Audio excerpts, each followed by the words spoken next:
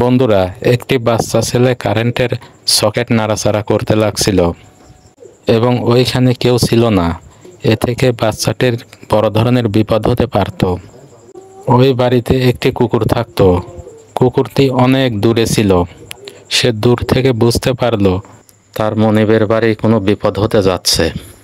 তাই সে দৌড়িয়ে এসে অনেক কষ্ট করে ওই বাড়িতে ফিরে আসলো এবং ফিরে এসে দেখে তার মনিবের ছেলে কারেন্টের তার নাড়াচাড়া করছে। তার বড় ধরনের বিপদ হতে পারে, তাই তাকে ভয় দেখিয়ে থামিয়ে দিল।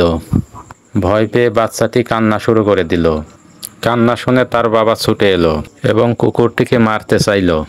কুকুরটি তার মনিবের আচরণ দেখে খুব কষ্ট পেল এবং নীরবে কান্না করতে লাগলো। আসলে মানুষের উপকার করতে গেলেও অনেক সময় দোষের শিকার হতে হয়।